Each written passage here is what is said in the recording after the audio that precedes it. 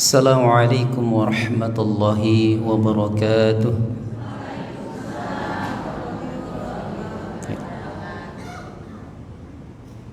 InsyaAllah saya akan mentasmi'kan surah Al-Baqarah. Ayat berapa ini? Ayat berapa? Yang mana?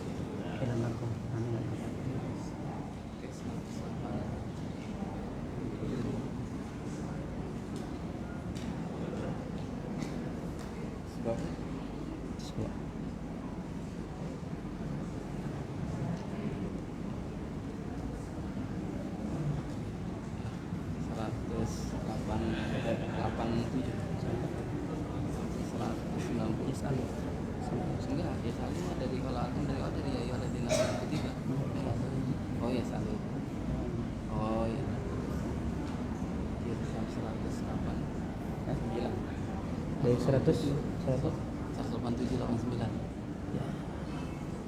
Surah Al-Baqarah 187 sampai 189.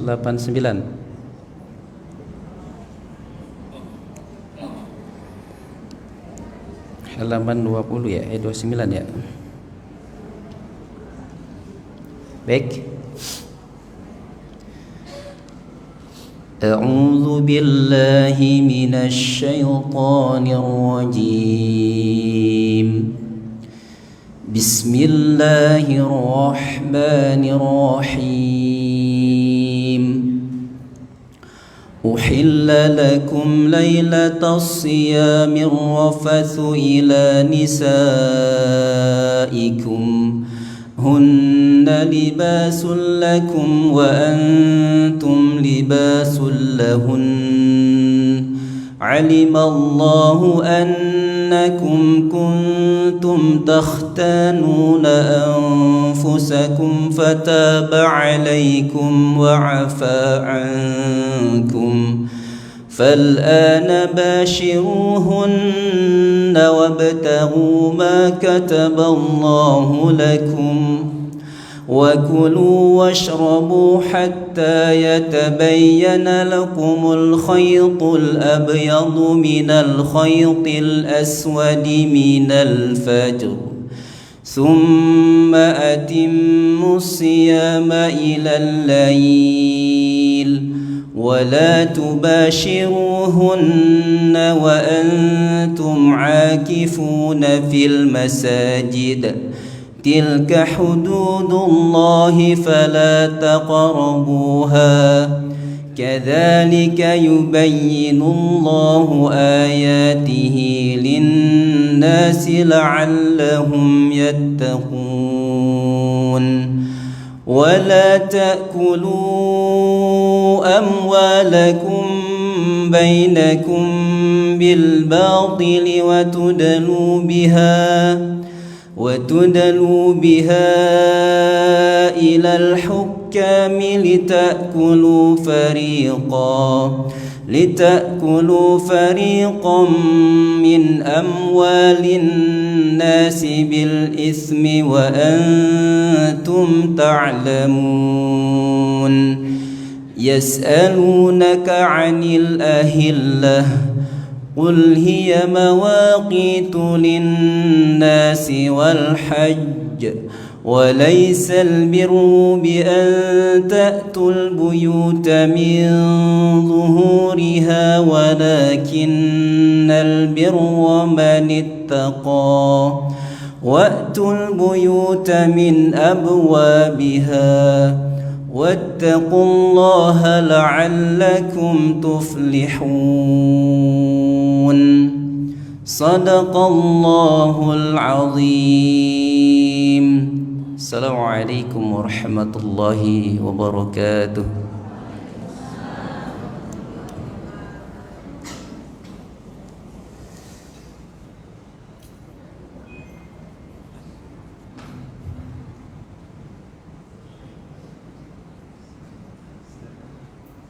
Jazakallah khairan katsiran Ustaz Muhammad Hatta yang telah membacakan kita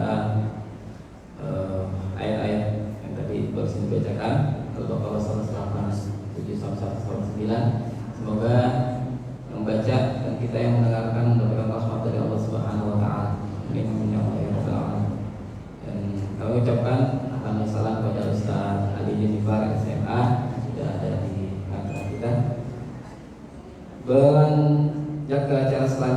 itu sambutan. Dalam hal ini insya Allah sambutan pertama akan disampaikan oleh Ketua EKM Masjid Alif Fatul Indah kepada Bapak Haji Maman. Waktu dan tempat kami silakan.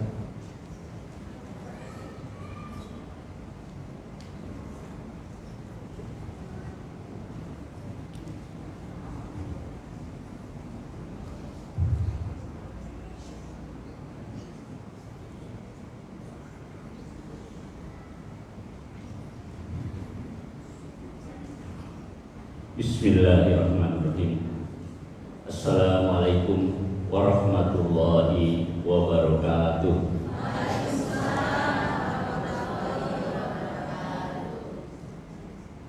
Alhamdulillahirabbil alamin.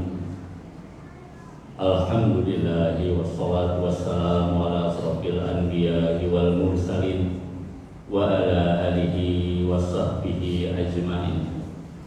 Asyhadu an la ilaha illallah wa asyhadu anna Muhammadan abduhu wa rasuluh.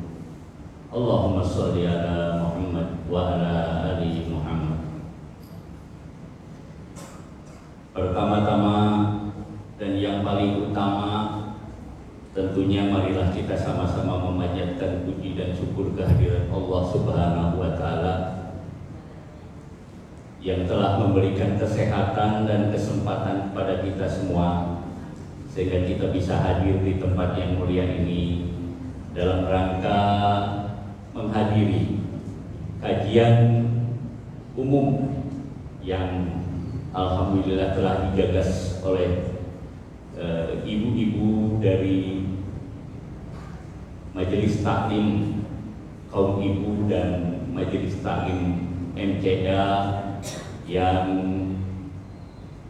dipimpin oleh Ibu Yeti Sumiati dan Ibu Ira. Salawat serta salam semoga limpah Allah limpah curahkan pada junjungan kita Nabi Muhammad SAW, pada keluarga, kepada para sahabat beliau, sehingga kepada kita semua sebagai umatnya mudah-mudahan kita yang selalu istiqomah menjalankan risalahnya, mudah-mudahan kita kelak mendapat syafaat dari beliau. Amin, amin ya rabbal alamin. Yang kami hormati dan kami muliakan Bapak Ustadz Ali Janibar LCMA, alhamdulillah beliau sudah berada bersama-sama kita. Yang kami hormati Bapak Supriyantoro Yandi, mohon maaf Bapak Supriyantoro sebagai perwakilan dari Ketua RT, Ketua RW 15 Jati Makmur beserta seluruh jajarannya. Alhamdulillah, ahlan wa sahlan Pak RW, mohon maaf. Alhamdulillah. Yang kami hormati Bapak Taufik Irawan SHMA laku Ketua RW 15 Jati Makmur. Alhamdulillah beliau menyempatkan hadir di dalam kajian kita pada pagi ini. Ya, kami hormati Bapak Toro, juga beliau merangkap sebagai panitia pelaksana Ramadan dan Idul Fitri tahun 1445 Hijriah di Masjid Al-Ikhlas ini, alhamdulillah. Yang kami hormati Ustadz Jul, Ustadz Hatta, dan bapak-bapak yang tidak bisa kami sebutkan satu persatu. Wabil khusus yang kami banggakan ibu-ibu dari Majelis Taklim Kaum Ibu dan Majelis Taklim Cinta Quran, Cinta Al-Quran yang kami cintai dan kami banggakan. Luar biasa, alhamdulillah berkat Ibu Yeti beserta Ibu Ira dan seluruh jajarannya, pengajian ini alhamdulillah bisa terlaksana dan insya Allah nanti berjalan dengan baik. Tema kajian pagi ini yaitu Ramadan ala Rasulullah dan para sahabatnya, dan insya Allah nanti akan dipaparkan oleh Ustadz kita, Ustadz Ali Juniper LCMA. Ini luar biasa. Untuk Ramadan kali ini kami merasa senang dan bangga tentunya. Untuk yang pertama di bulan Ramadan ini telah ada kajian khusus yang merupakan kolaborasi dari MTKI dan MCA, sekaligus dihadiri juga oleh bapak-bapak dan seluruh jemaah Masjid Al-Ikhlas yang kita cintai ini. Tidak akan terlalu banyak mungkin yang dapat saya sampaikan. Pada intinya, mari sama-sama kita simak nanti paparan yang akan disampaikan oleh Ustadz Ali Janipar LCMA nanti. Semoga ini nanti akan membuka wawasan kita atau keilmuan kita, sehingga insya Allah berkat kajian-kajian yang rutin serta kajian kali ini akan semakin mempertebal iman kita, akan semakin menambah ilmu kita dan keimanan kita kepada Allah Subhanahu wa Ta'ala. Mari kita sama-sama ikuti. Untuk itu mungkin sepertinya perlu ada sambutan dari Bapak Ketua RW 15 Jati Makmur. Untuk itu mohon langsung nanti disambung aja. Barangkali mohon dengan hormat Pak Taufik Irawan SHMA untuk bisa memberikan sambutannya. Terima kasih dari kami atas nama Ketua DKM. Ucapkan terima kasih. Billahi taufiq wal hidayah. Wassalamualaikum warahmatullahi wabarakatuh.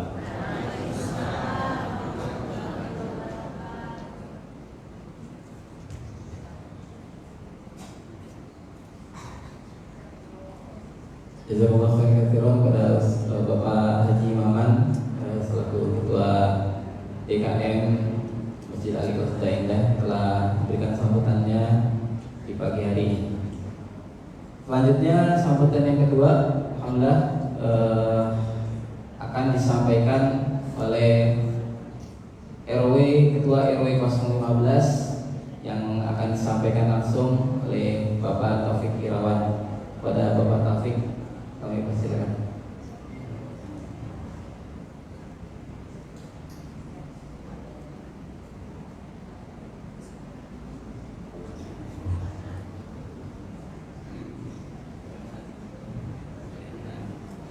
Bismillahirrahmanirrahim. Assalamualaikum warahmatullahi wabarakatuh.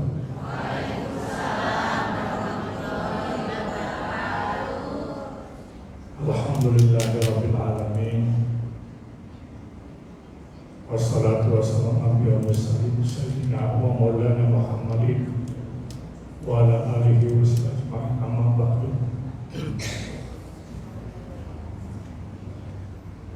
Yang saya hormati Ketua DKM Masjid Al-Ikhlas Bapak Maman beserta jajaran pengurus DKM. Yang saya hormati Ketua Panitia Ramadan Masjid Al-Ikhlas sekaligus Wakil Ketua Yayasan Al-Ikhlas Duta Indah Pak Supriyantoro, sekaligus Wakil Ketua RW juga. Udah lengkap, sebetulnya nggak ada, saya juga mewakili saja. Mohon maaf suaranya lagi serak karena walaupun puasa tetap mengisi kegiatan-kegiatan khususnya di kegiatan pekerjaan saya di kantor, serta di tahun ini saya sedang sibuk menyusun disertasi, jadi harus begadang, dan agar di minimal tahun ini sudah lulus doktornya. Minta doanya juga ibu-ibu sekalian. Yang saya hormati para jamaah MCA, Majelis Cinta Al-Quran. Saya di sini lihat kaum ibu banyak sekali. Saya baru melihat masuk ke dalam sini bahwa majelis taklim kaum ibu khususnya di MCA ternyata banyak di Duta Indah. Walaupun saya dapat informasi bukan hanya warga Duta Indah ternyata yang jadi jamaah MCM ya, dari luar sana juga, dari luar dari Duta Indah. Alhamdulillah ini nambah berkah buat masjid kita dan berkah buat Duta Indah. Puji syukur marilah kita panjatkan kepada Allah Subhanahu wa Ta'ala, yang mana pada hari ini kita bisa berkumpul di majelis taklim yang mudah-mudahan Allah berikan ridhonya, berikan rahmatnya kepada kita dan hidayahnya, karena pada hari ini, pagi hari kita tetap mencari ilmu di bulan suci ini dari guru kita yang kita banggakan, yang kita hormati, yaitu Bapak Ali Juniper LC MA. Dia sudah di tengah-tengah kita. Mudah-mudahan beliau selalu memberikan kesehatan dan selalu memberikan ilmu yang bermanfaat buat kita. Salawat serta salam tidak lupa kita hadirkan pada juga Nabi besar Muhammad SAW, pada keluarga, pada sahabat dan para pengikutnya, yang mudah-mudahan telah kita mendapatkan syafaat setelah meninggalkan dunia nanti. Ibu-ibu, bapak-bapak yang tidak saya sebutkan satu persatu namanya, namun tidak mengurangi rasa hormat kami. Saya mohon maaf, harusnya malam ini ada di Duta Indah, tapi dari semalam saya di rumah mertua, Pak. Karena kalau hari libur itu biasanya di Pondok Gede saya. Ya, jadi tidak menggunakan pakai yang yang sewajarnya, masih pakai celana jeans, Pak. Hanya pakai baju koko saja. Untungnya baju kokonya di mobil. Biasanya kalau Sabtu Minggu saya santai di rumah gitu kan. Ternyata saya ingat ada jadwal untuk memberikan atau undangan dari Pak Toro. Undangannya dari Pak Toro, bukan dari MCA sebetulnya. Dari Ketua Panitia Ramadan. Dan ini suatu hal yang menurut saya harus ditingkatkan, dikembangkan. Walaupun kalau tradisi kita di Indonesia khususnya, biasanya kalau sudah masuk bulan suci Ramadan, pengajian, ya, majelis itu diliburkan sementara, gitu kan. Nanti setelah bulan Syawal dibuka lagi, kan gitu. Biasanya seperti itu. Dan alhamdulillah, ya, ternyata kaum majelis taklim, ya, ibu-ibu dan bapak-bapak masih haus ilmu khususnya di Duta Indah. Dan ini tidak ada liburnya. Apalagi sampai tanggal 24 dibuka lagi, ada lagi yang pengajian majelis taklim ini merupakan hal yang menambah berkah buat kita. Karena kalau kita menuntut ilmu itu sampai dengan kita masuk dalam yang kubur itu tetap mencari ilmu itu. Ya. Dan ini kita mencari ridha Allah Subhanahu wa Ta'ala. Apalagi di bulan suci Ramadan, dan insya Allah akan dilipat gandakan pahalanya. Bapak Ibu yang saya hormati, Duta Indah ini memiliki ciri khas yang menurut saya luar biasa. Sudah banyak yang bicara dengan kami, Pak, di majelis taklim ini, hari ini, majelis taklim ini, kalau bisa begini Pak, begini, ada yang negatifnya, yang positifnya. Begitu saya jadi ketua RW pun saya bilang, yang ada kita jaga dan kita rawat. Jangan di luar sana. Ya, mudah-mudahan tidak terjadi di Duta Indah. Aliran begini. Justru dengan banyaknya aliran di Duta Indah, itu menambah hasanah. Masjid tidak dikuasai oleh satu aliran saja. Ya, justru dengan ini kita bisa menjaga persatuan di antara kita. Ya, saya senang diundang Pak Toro. Saya harapkan diundang juga nih oleh majelis yang lain. Karena sebagai pembina wilayah, pembina keamanan lingkungan, saya harus menjaga, melestarikan serta mengembangkan potensi-potensi yang ada di Duta Indah. Para jemaah ibu-ibu ini, majelis taklim ini harus dijaga. Sehingga apa?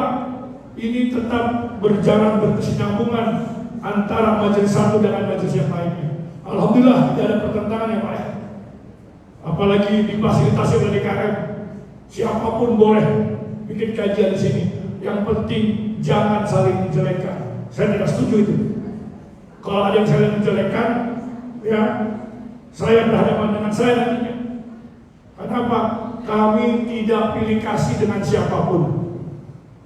Kalau mereka ingin mengembangkan, ingin mencari ilmu, ingin mengkaji kajian-kajian Islam, silakan.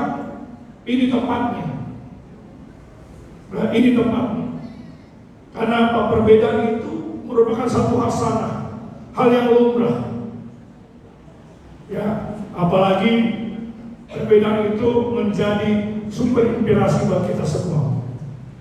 Sekali lagi saya ucapkan terima kasih nih para pengurus majelis taklim cinta Al-Quran dan sebagainya ada di Duta Indah ini yang bersatu untuk kebersamaan di antara kita, dan itu tetap dikembangkan.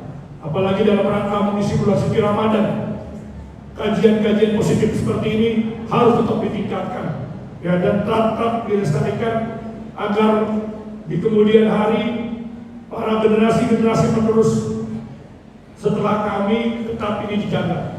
Tidak ada lagi ini si itu, tidak ada. Ya, tetap majelis taklim ini adalah menjadi sumber inspirasi para jamaahnya masing-masing. Yang kedua, hanya berpesan, walaupun proses pemilu ini amanat dari Ketua RW sekaligus amanat dari Pak Camat Pondok Gede,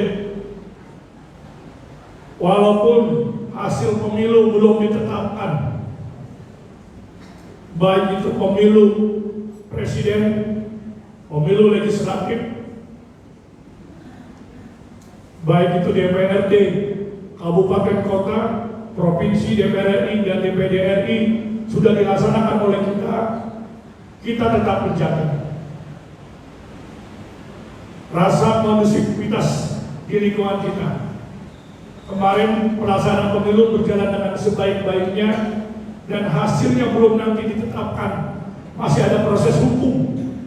Mungkin ada yang belum terima hasilnya, kita tunggu hasil prosesnya di Mahkamah Konstitusi secara hukum. Kalau secara politik ada yang mengajukan hak angket, hak yang wajar, hak yang diatur oleh Undang-Undang Dasar 1945, hak konstitusi, hak yang dimiliki oleh anggota DPR, bahwa memang kalau ada kecurangan dibuktikan kecurangannya.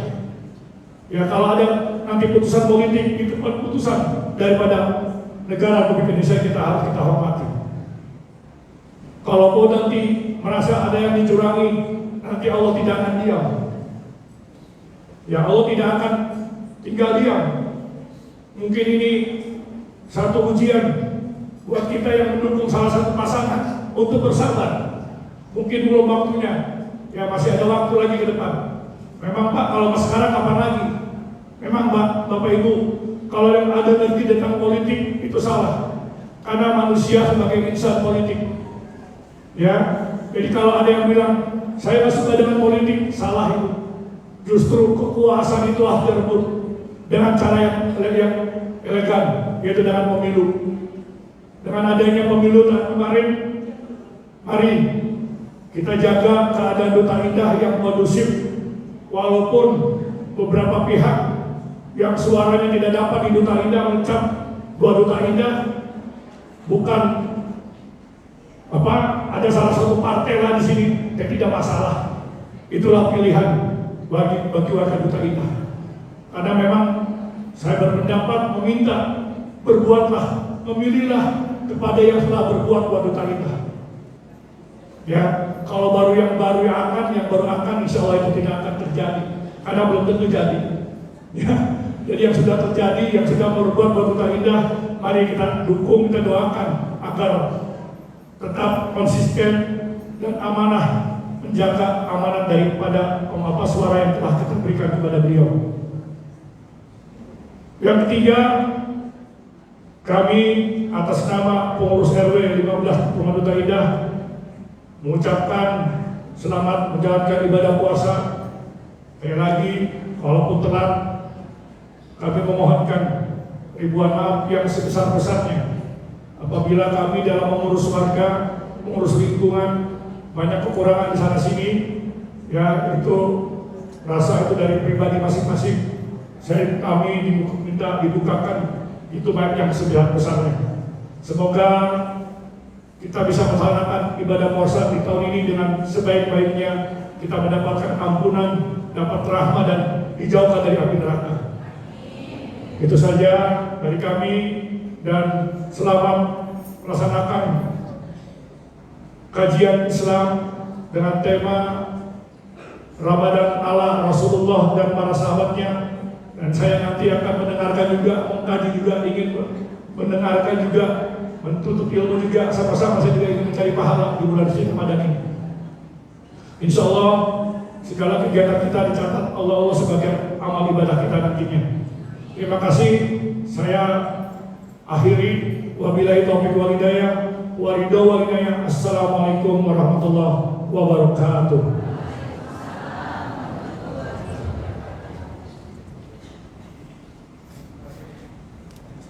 Jazakallah khairan katsiran pada Bapak Taufik Irawan yang telah memberikan sambutannya sebagai Ketua RW 15. Berlanjut acara selanjutnya para hadirin sekalian, insyaallah masuk kita ke acara inti, yaitu raum yang akan disampaikan oleh Ustaz kita, Ustaz Ali Junifar LCMA, dengan tema Ramadan ala Rasulullah SAW dan para sahabat. Kepada beliau waktu dan tempat kami persilakan.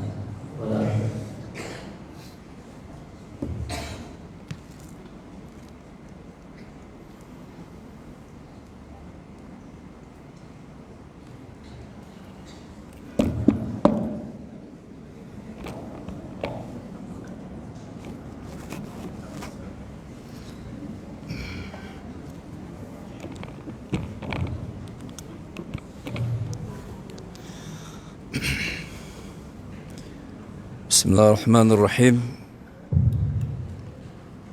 Assalamualaikum warahmatullahi wabarakatuh.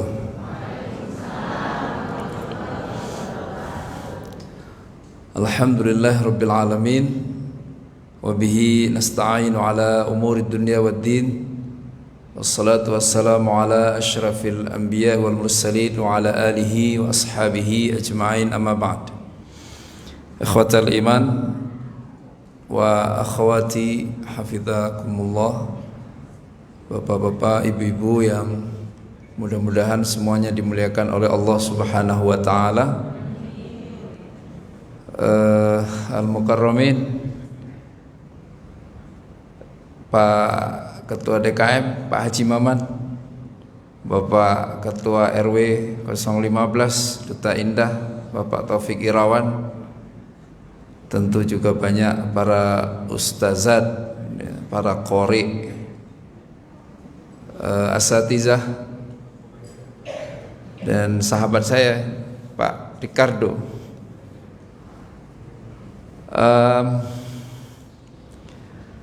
Bapak Ibu, yang pertama ingin bersyukur atas nikmat Allah Subhanahu wa taala. Betul yang tadi disampaikan oleh Ketua DKM bahwa Ramadan ini spesial dari semuanya. Dan yang paling unik yang saya pribadi belum pernah merasakannya kecuali ketika berRamadan di waktu berstudi dulu, belajar. Tapi di tanah air tercinta baru tahun ini kalau bagi saya yang Ramadannya adem. Ademnya maksimal. Ya, hujan terus. Sempat di awal Ramadan Saya lupa hari apa, Selasa kalau nggak salah, itu agak panas ya, Senin Selasa itu.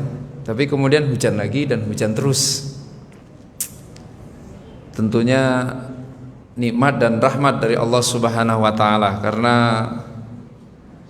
ketika Allah menyebut hujan di dalam Al-Qur'an itu selalu bermakna rahmat. Malah Allah kadang-kadang menyebutnya dengan bahasa al-ghith, hujan deras, hujan lebat, itu rahmat. Jadi yang bencana itu tidak pernah hujan, bukan hujan. Hujan bukan sumber bencana, tapi sumber nikmat.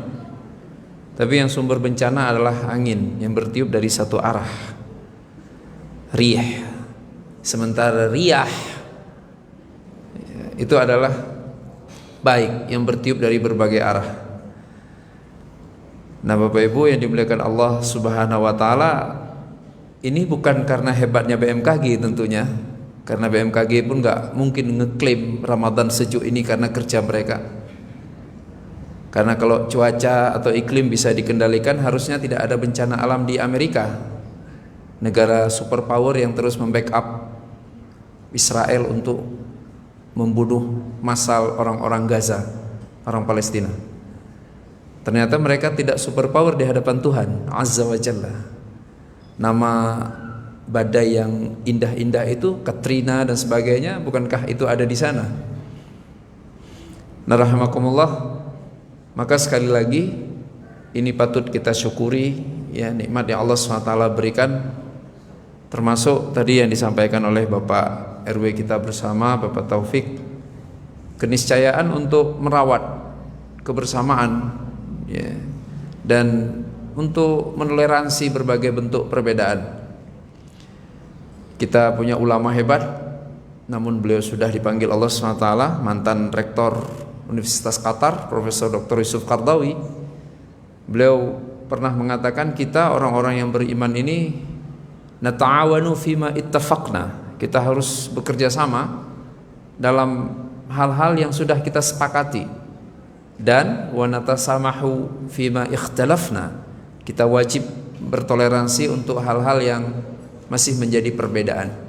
Perbedaan nggak mungkin disingkirkan, ya kan? Kalau bapak-bapak ini wajahnya sama semua, saya pulang ketemu istri harus pakai plat biar istri saya nggak salah sambut suami, ya kan? Kenapa kendaraan kita dipakein plat itu? Karena bentuknya sama. Perbedaan warna, tapi nggak mungkin setiap orang bisa mesen warna individual. Jadi dikasih plat. Kita nggak perlu diberi identitas apapun. Kenapa? Karena rupa kita berbeda. Kemahakuasaan Allah Subhanahu wa taala, 7 miliar umat manusia hari ini, dan sudah nggak terhitung berapa miliar dari sejak Nabi Adam alaihissalam, semua mereka ternyata tidak ada memiliki wajah yang sama. Selalu ada perbedaan, bahkan kebar identik sekalipun, saudaraku yang dimuliakan Allah SWT. Maka dari itu nggak ada kata lain, cuma toleransi saja untuk perbedaan-perbedaan itu. Tapi sesungguhnya juga karena rahmat dan kasih sayang Allah Subhanahu wa taala, kita lebih banyak menemukan hal-hal yang menyatukan.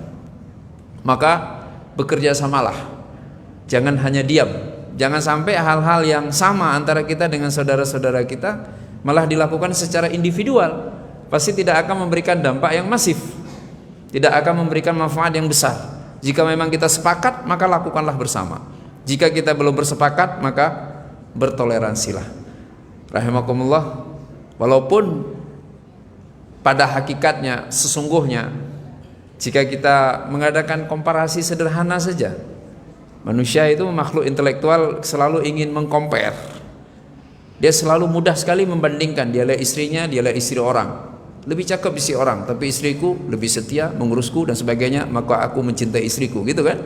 Iya.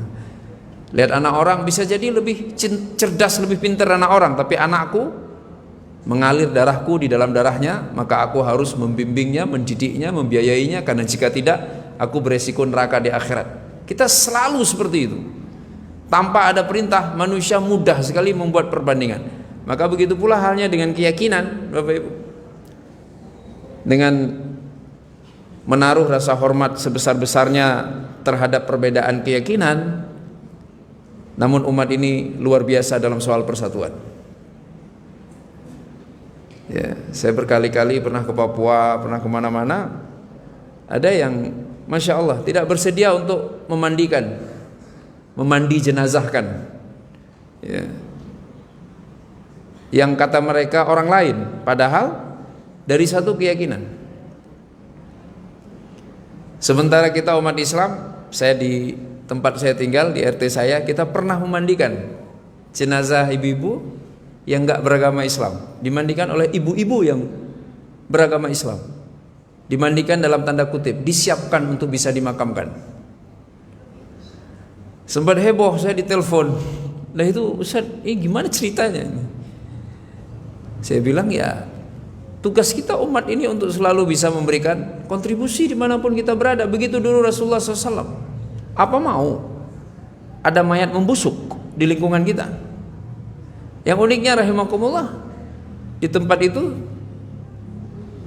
bukan hanya dia sendirian yang berkeyakinan itu, ada yang lainnya juga. Awalnya sudah disampaikan tapi menolak, katanya beda mazhab kalau dalam bahasa kita. Nah saudaraku yang dimuliakan Allah SWT, Masya Allah, whatever, sesengit apapun, sedahsyat apapun perbedaan yang terjadi di internal umat ini pada dasarnya saling mencintai. Kita nggak pernah tiba-tiba ada jenazah ditanyain dulu, dia mazhabnya apa nih? Hanafi, Hambali, Maliki? Saya Hambali, dia Hanafi, nggak saya mandikan. Itu nggak ada, rahimahumullah. Betul kan? Iya. Bapak Ibu kalau nih kan suka diadain acara iftar, emang ada pertanyaan di depan situ, ada kayak semacam pintu sensor yang nggak muslim nggak boleh ngambil iftar, ada gitu? Nggak kan? Bebas saja kan? Iya udah, ayo silakan aja. Bismillah, Bismillah, dibagiin aja.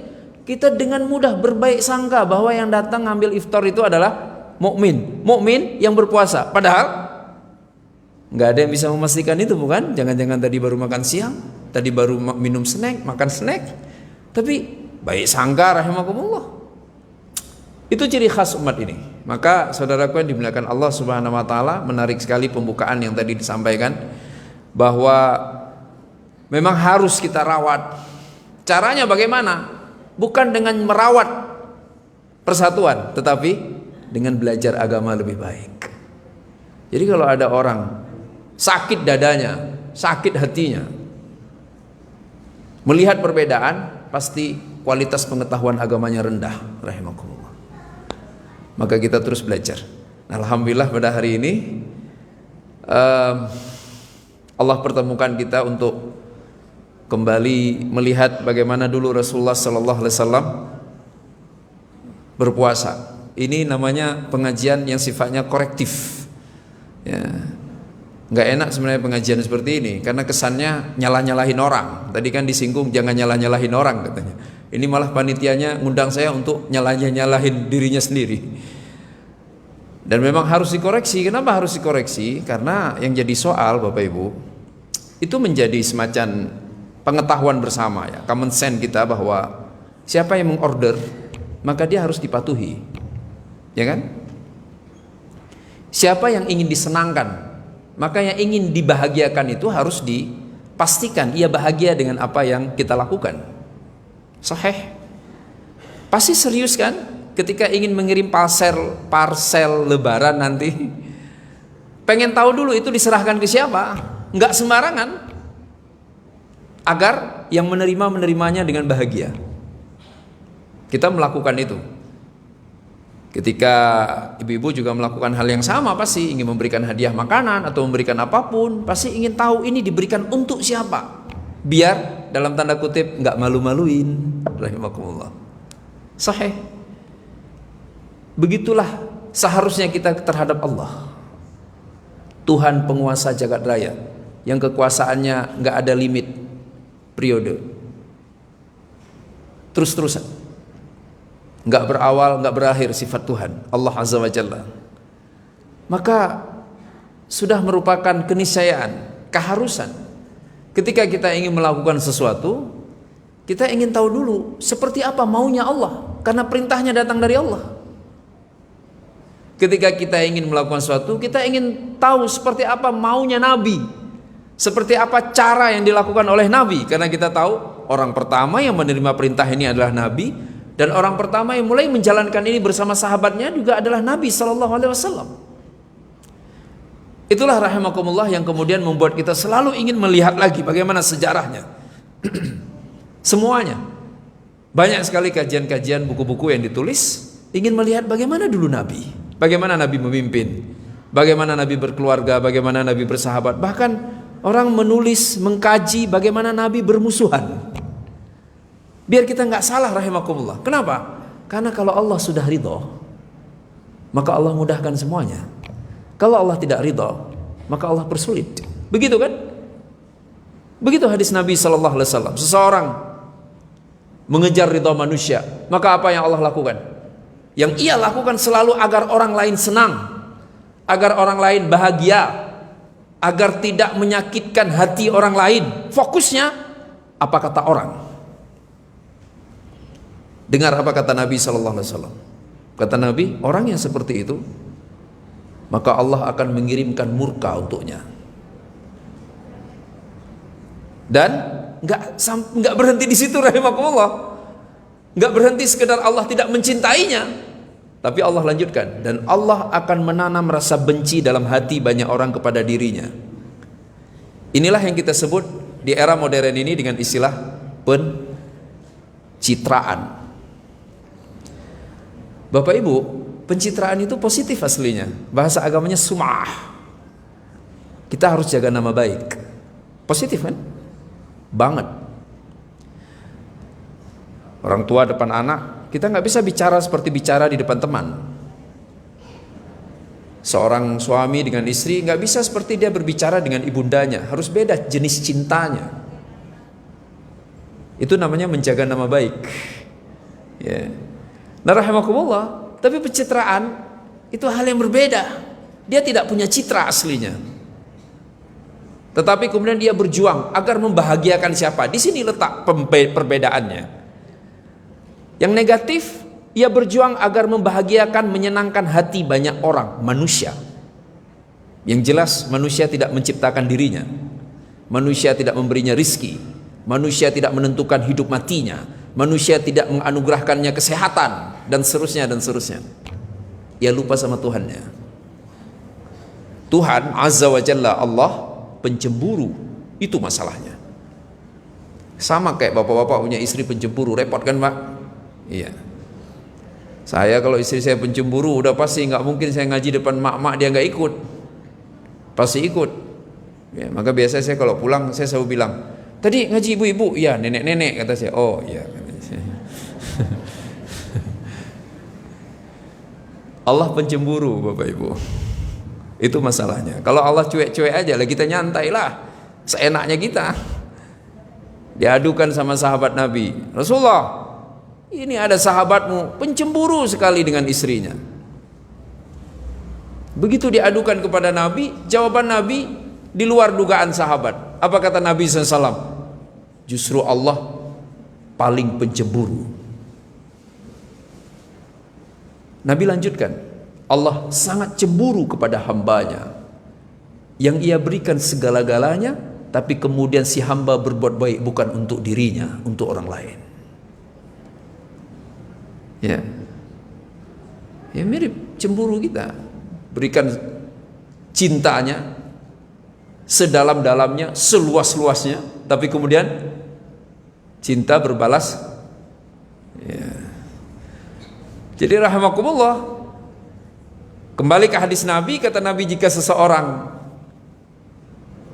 konsentrasinya atau orientasinya adalah tentang keridhaan manusia kepada dirinya, agar orang-orang senang sama saya, maka yang pertama Allah marah karena Allah cemburu. Karena toh si manusia itu bukan orang-orang yang menciptakan dirinya, tapi Allah yang menciptakannya. Kemudian yang kedua yang paling mengerikan, Allah akan tanamkan rasa benci dalam hati semua orang kepada dirinya. Dia merasa dicintai, padahal orang-orang mencintainya karena alasan kepentingan atau kepura-puraan. Ini kan yang terjadi rahimakumullah di banyak tempat di lingkungan kita. Oh Masya Allah ketika menjabat. Kenapa? Banyak manfaat yang bisa diberikan. Begitu meninggalkan kedudukannya, maka orang-orang mulai menjauh. Rahimakumullah. Sebaliknya kata Allah Subhanahu wa taala, ya hamba yang fokus mengejar ridhaku, Kata Nabi, ridha Allah. Maka apa yang Allah akan lakukan? Allah akan mencintainya, dan Allah akan menanamkan rasa cinta dalam hati banyak orang kepada dirinya. Bukankah itu jauh lebih menyenangkan?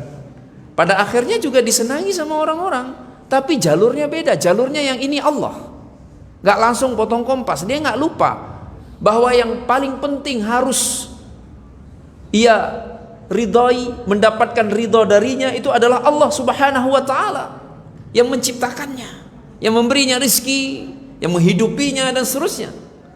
Maka Allah balas, rahimakumullah, Allah balas dengan ganjaran sebaik-baiknya. Allah mencintainya, dan Allah tanamkan rasa cinta dalam hati banyak orang kepada dirinya.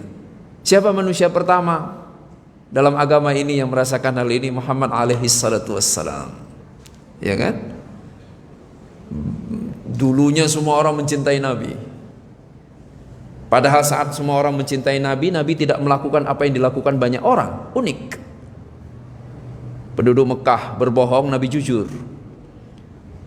Penduduk Mekah curang, Nabi amanah. Penduduk Mekah senang pesta malam, Nabi malah tidur cepat di malam hari. Penduduk Mekah, anak-anak mudanya bergantung pada kebesaran orang tuanya, Nabi malah bekerja keras ngangon kambing milik warga Mekah, padahal kakeknya pemegang kunci Ka'bah. Tapi dia dicintai, Muhammad alaihissalam. Jadi Nabi nggak pernah, bahkan sebelum diangkat jadi Nabi, melakukan sesuatu biar menyenangkan hati orang lain. Nabi lakukan sesuatu apa yang beliau anggap benar untuk dilakukan. Itu kerennya Muhammad alaihissalam. Apa dampaknya? Sangat dicintai. Idolnya Mekah, Khadijah, adalah wanita idaman pria Mekah. Masa itu nggak soal mau gadis ataupun janda. Mungkin agak sedikit berbeda dengan sekarang. Janda kaya, Khadijah menguasai sepertiga kekayaan kota Mekah. Cantik. Uniknya, Khadijah justru sudah pernah menikah 2 kali sebelumnya. Begitu yang tercatat dalam sirah. Siapa yang suka duluan? Muhammad atau Khadijah? Khadijah radhiyallahu anha. Ia yang menyampaikan cintanya duluan. Cemburu semua laki-laki yang ada di kota Mekah, karena mereka ingin mendapatkan cintanya Khadijah. Istri cantik, harta banyak. Ternyata ia memilih Muhammad sallallahu alaihi wasallam. Begitu Muhammad menerima pinangan Khadijah, cemburu semua gadis di kota Mekah. Kenapa? Muhammad idol, idola katanya, idaman. Dan memang seperti itu adanya, tampan, baik, dan yang terbaru, yang terakhir, sampai-sampai Khadijah jatuh cinta kepadanya, kemampuannya yang luar biasa dalam berdagang, amanah tapi sukses besar. Masa itu, bahkan hari ini langka sekali pedagang amanah tapi sukses besar. Apa kata Khadijah memuji Muhammad SAW yang diceritakan kepada Maisarah? Aku belum pernah mendapatkan hasil bisnis sebanyak yang dibawa oleh Muhammad. Ditanya, bagaimana cara dia berdagang? Apakah dia melakukan manipulasi? Enggak. Dia berdagang sejujur-jujurnya. Masya Allah. Nah Bapak Ibu, karena itu kira-kira kenapa kemudian kita ingin lihat lagi bagaimana Nabi berpuasa. Kita ingin keberkahan, kebaikan yang dulu pernah didapat oleh generasi pertama umat ini, generasi terbaik, juga kita dapatkan melalui ibadah puasa Ramadan. Kita harus mulai dari setiap tahapan di dalam berpuasa dalam keseharian. Kita mulai dari maghribnya, berbuka, iftar. Ada iftar, ada futur. Dalam bahasa Arab boleh mengatakan tanawulul futur, juga boleh tanawulul iftar. Sama-sama artinya membuka, ya, merubah keadaan. Karena aslinya tanawulul futur atau tanawulul fitar itu adalah sarapan. Tapi ada futur. Futur artinya orang yang sedang-sedang semangatnya tiba-tiba hilang semangatnya, berubah keadaannya. Apa inti dari iftar? Atau bahasa lain kita yang lebih populer sekarang, takjil, sebagaimana yang dulu dipopulerkan oleh Rasulullah sallallahu alaihi wasallam. Tidak sedikit Bapak Ibu, orang berbicara tentang takjil itu tentang menu, ya kan? Atau porsi, atau bahkan ada yang sudah lebih baik gizi. Maka kemudian muncullah ungkapan berbukalah dengan yang manis. Ungkapan yang kita kesulitan memastikan tingkat akurasi sumbernya bahwa itu benar dari Nabi Sallallahu Alaihi Wasallam, sehingga banyak ulama meragukan dan bahkan mengatakan itu tidak benar pernah diucapkan oleh Nabi. Lantas pertanyaannya, apa sebenarnya inti dari iftar? Jika iftar itu soal kelezatan, maka berarti orang miskin nggak mungkin dapat pahala sempurna puasa, ya kan? Jika iftar itu tentang porsi, maka jika iftar seadanya di pinggir jalan, maka berarti malam itu kita nggak dapat keberkahan puasa. Begitu kita buka hadis puasa yang dulu dilakukan oleh Nabi SAW, ternyata iftar itu rahimakumullah tentang waktu, momentumnya. Saat azan maghrib berkumandang, Allahu Akbar, Allahu Akbar, yang langsung membatalkan puasanya, lah itu takjil. Itulah takjil yang dipuji oleh Nabi Sallallahu Alaihi Wasallam. Kata Nabi, akan selalu ada kebaikan selama umat ini mau bertakjil. Ya. Kita bingung. Apa bingungnya rahimakumullah? Emangnya ada orang nggak mau takjil? Bapak Ibu, ada nggak yang nolak takjil? Nggak ada yang nolak takjil. Tapi ada yang menganggap takjil itu nggak berkah. Padahal ia bertakjil persis di awal azan maghrib. Semisal cuma dapat 1 gelas air mineral. Ternanya, ada gorengan nggak? Atau ada kue nggak? Atau ada cemilan? Atau oh nggak ada, cuma ada ini doang. Langsung berubah raut wajahnya. Kesannya takjilnya nggak berkah. Padahal Nabi alaihi salatu wassalam gak pernah menyebutkan tentang menu apa. Kalaupun ada jenis makanan yang pernah disebutkan dalam hadis Nabi, yang pernah dipraktekkan oleh Nabi, itu pun hanya jika tidak air putih maka kurma. Itu aja. Itulah takjilnya. Maka Bapak Ibu yang dimuliakan Allah Subhanahu wa taala, ini hal pertama yang harus kita koreksi tentang cara berpuasa kita. Ya. Berapa banyak hari ini saudara-saudara kita, bahkan mungkin di keluarga kita sendiri, mereka yang buru-buru menyimpulkan kalau takjilnya nggak nikmat, porsinya nggak banyak, maka puasanya nggak berkah. At least terlihat dari wajahnya itu, wajah nggak bahagia. Bukankah seharusnya sangat bahagia? Bukankah orientasi berpuasanya adalah pahala? Kalau memang puasa itu tentang perut, maka harusnya dalil-dalil tentang puasa itu semuanya berubah menjadi wisata kuliner. Emang pernah dengar ceramah atau tulisan atau satu bab di dalam kitab fikih, manfaatkan bulan puasa sebagai momentum terbaik wisata kuliner? Enggak sama sekali. Karena puasa bukan urusan perut. Urusan perut di 11 bulan sebelumnya. Kita bebas makan minum selama itu tidak secara berlebihan. Tapi puasa adalah tentang pengendalian diri rahimakumullah. Maka ulama ketika bercerita tentang bagaimana dulu Rasulullah SAW berpuasa, secara umum mereka mengatakan Rasulullah berpuasa dengan tujuan la'allakum tattaqun. Tujuan seringkali membedakan, membuat perbedaan besar. Walaupun sama-sama berpuasa, yang satu tujuan puasanya adalah la'allakum tattaqun, agar bertakwa. Yang satu lagi tujuan berpuasanya agar bisa ikut menikmati takjil yang nikmat itu.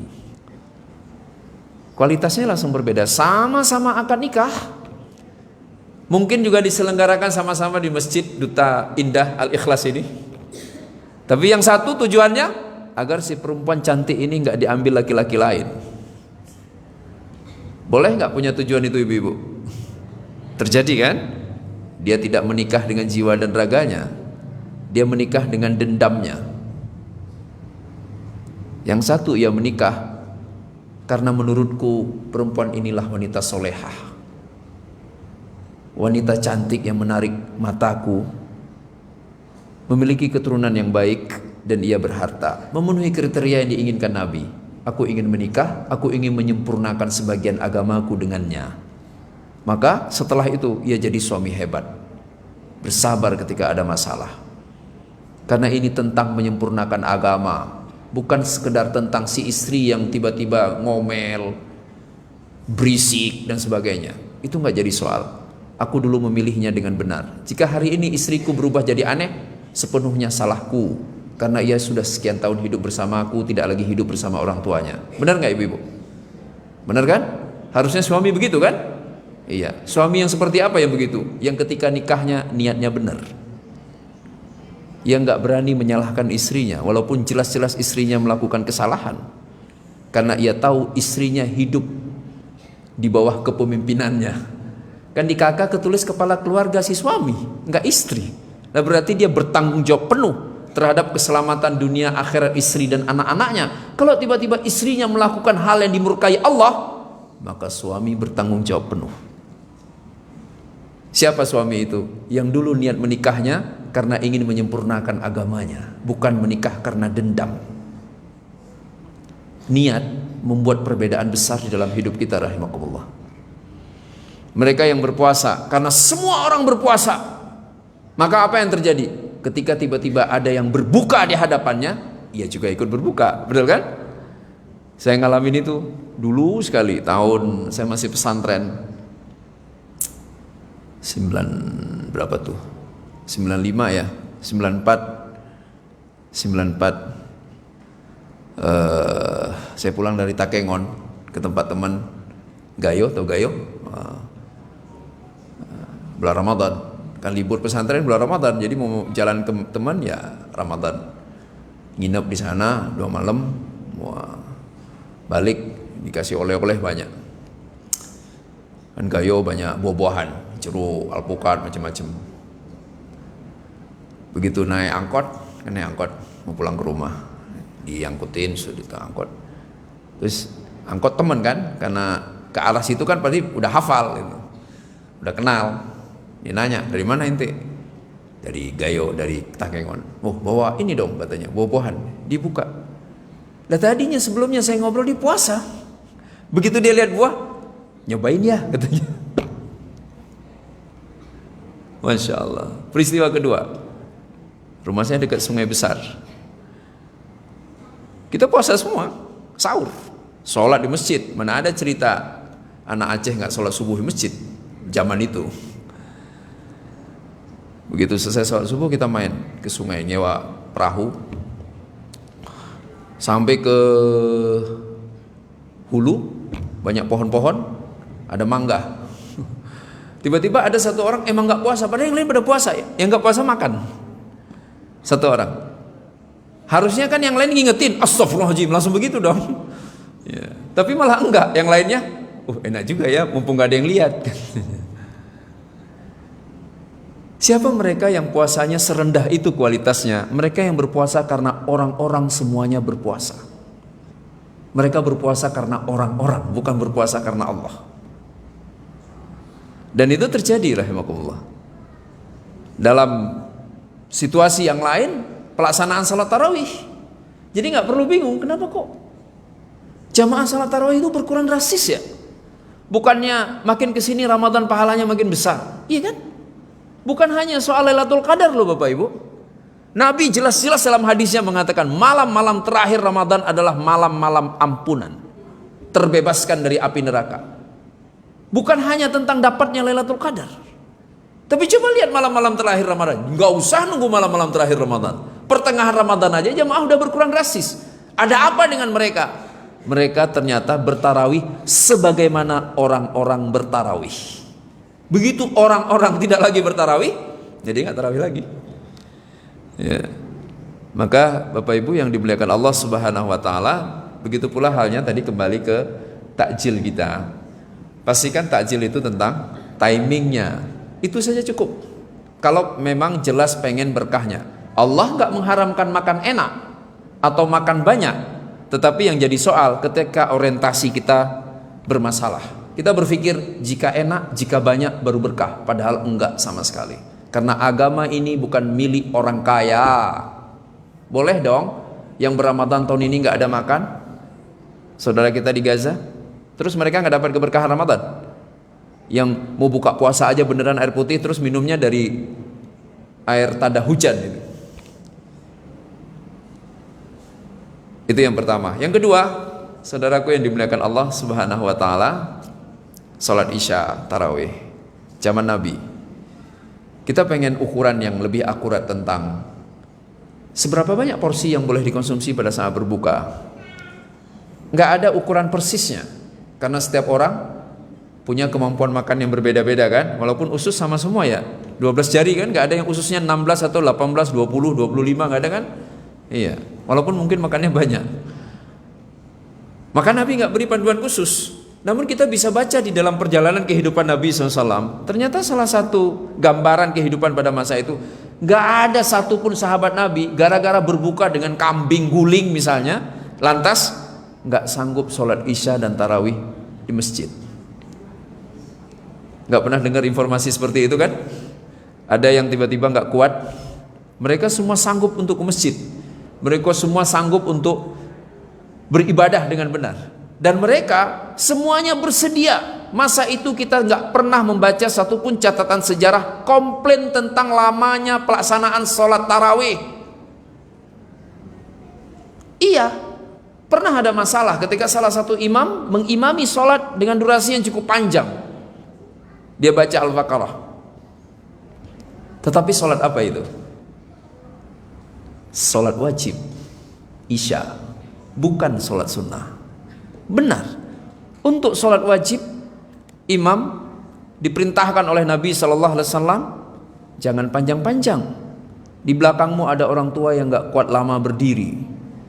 Ada anak-anak kecil yang sholatnya hanya untuk main-main. Ada mak-mak yang mereka sholat tapi mengkhawatirkan tangisan anak-anaknya. Maka jangan dilamakan, kata Nabi SAW kepada sahabatnya yang jadi imam.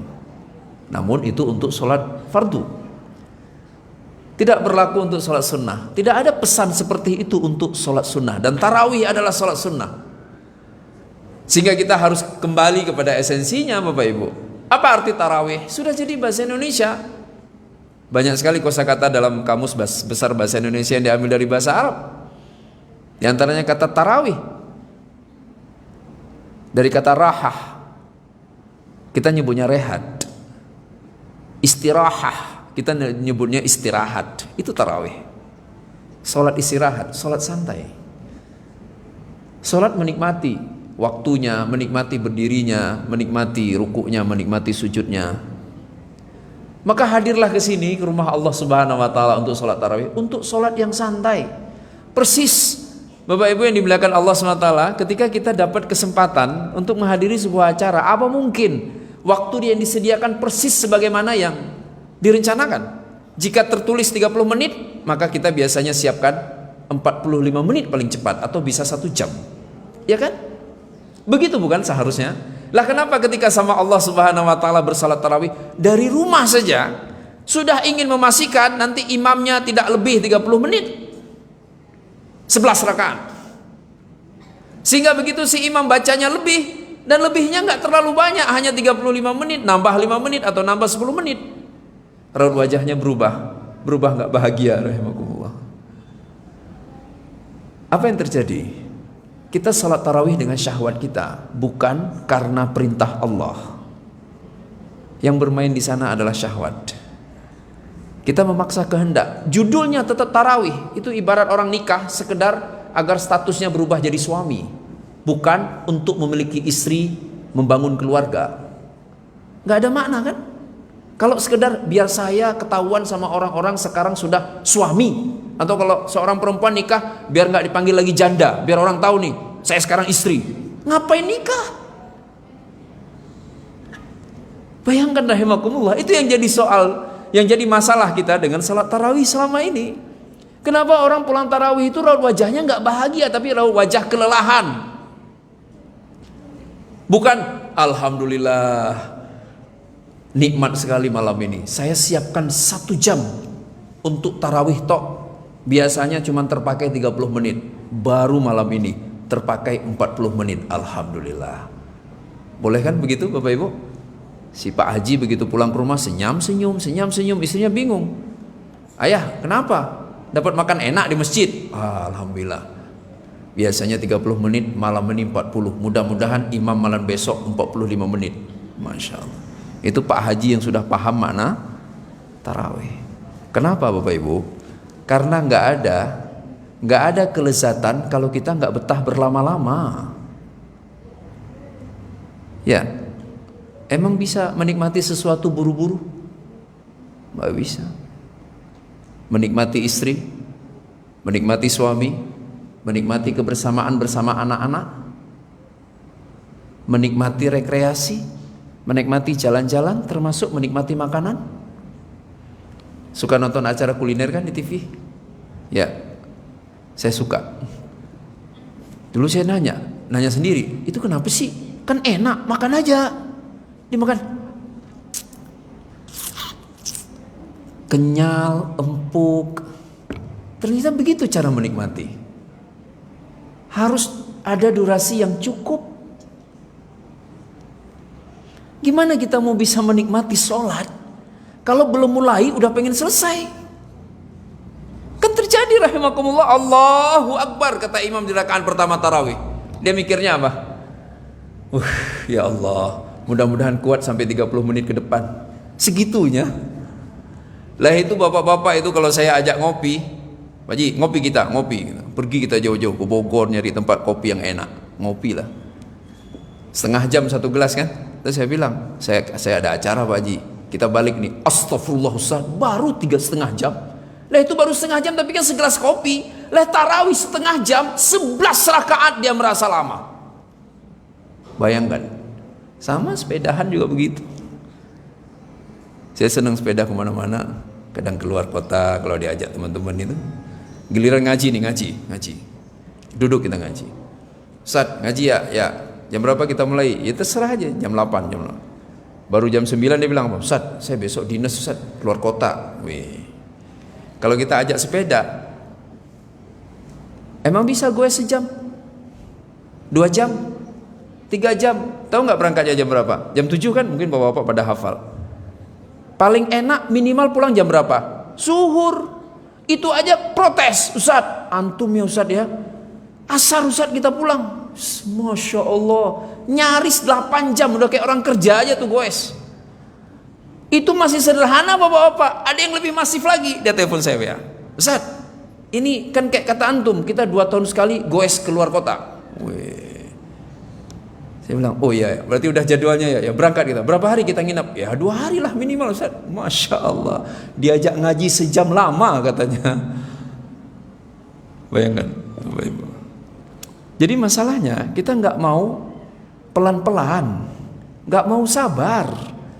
Apapun nggak mungkin, mustahil bisa dinikmati kalau segala-galanya pengen buru-buru. Itulah kenapa Nabi SAW mengharuskan tumak ninah, karena nggak mungkin bisa dapat khusyuk kalau nggak tumak ninah. Mustahil. Gimana caranya mau khusyuk? Allahu Akbar, Allahu Akbar kabir. Nggak mungkin bisa khusyuk. Khusyuk itu pelan. Maka Allah kembali didik kita di bulan Ramadan dengan salat tarawih. Salat tarawih adalah cara terbaik dari Allah untuk kembali mengasah kemampuan kita mendapatkan khusyuk. Maka nikmatilah tarawih, Bapak Ibu. Ada yang ngaluh, Ustaz, saya nggak sanggup berdiri lama. Kan saya udah berumur. Ya duduk aja. Emang nggak boleh salat sambil duduk? Boleh kan? Iya. Nggak sanggup, wah ya Allah, ini imam bener-bener ya. Masa 2 rakaat udah mau 10 menit? Ya udah. Begitu berikutnya imamnya berdiri tetap duduk takbir Allah. Salat sambil duduk, nikmat kan? Tapi yang muda-muda nggak usah ngikut. Rahimakumullah, Bapak Ibu yang dimuliakan Allah Subhanahu wa taala. Jika tarawih ini dilakukan dengan benar, dengan durasi yang cukup, maka yang akan terjadi adalah rasa nikmat yang luar biasa dalam beribadah kepada Allah Subhanahu wa taala. Dan itulah yang disampaikan oleh Nabi sallallahu alaihi wasallam, man qama ramadhana imanan wa ihtisaban ghufira lahu ma taqaddama min dzambih, yang berdiri di bulan Ramadan dengan iman dan ihtisab. Iman, penuh keyakinan dan berharap pahala dari Allah Subhanahu wa taala. Mau dengar apa komentar istri Nabi tentang bagaimana Nabi bersolat malam, bersolat tarawih? La tas'al an husnihinna wa tulihinna. Saat sahabat bertanya bagaimana Nabi kalau solat malam, kan dijawab oleh Aisyah radhiyallahu anha, solat malamnya nggak lebih 11 rakaat, ya. Setiap 4 istirahatnya lama. Dan kata Aisyah, engkau jangan bertanya bagaimana baiknya, bagaimana panjangnya. Itu Ramadan ala Nabi sallallahu alaihi wasallam. Jadi salatnya, tarawihnya baik dan lama. Berikutnya, rahimakumullah, kita pulang pengen istirahat malam. Jangan lewatkan Ramadan sebagai syahrul Quran. Karena di bulan Ramadan ada 2 hal.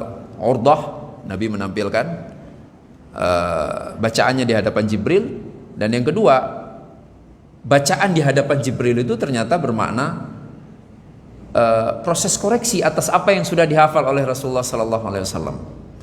Jadi Nabi dikoreksi bacaannya. Bacalah Al-Quran dengan cara bertadarus, mengikuti cara Nabi berRamadan, Bapak-bapak. Boleh baca sendirian, bukan nggak boleh. Tapi ketika masuk bulan Ramadan, sempatkanlah bertadarus. Jibril yudarisu, darasa yudarisu, tadarus, belajar, saling belajar. Tapi Jibril nggak belajar dari Nabi. Justru Jibril yang menyampaikan Al-Quran dari Nabi, kepada Nabi dari Lauh Mahfud.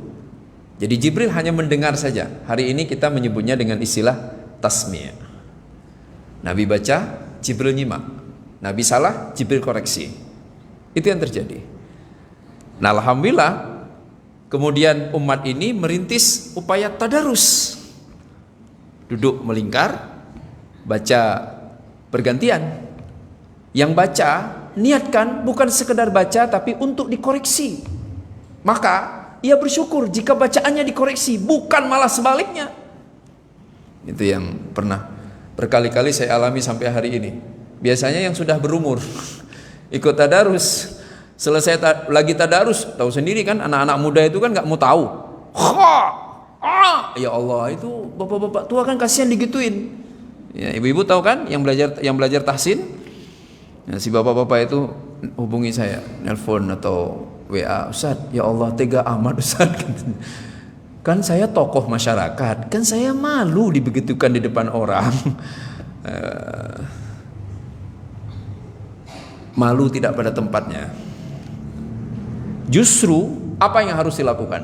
Bersyukur dan berterima kasih. Karena namanya saja tadarus, kembalilah kepada esensi nama.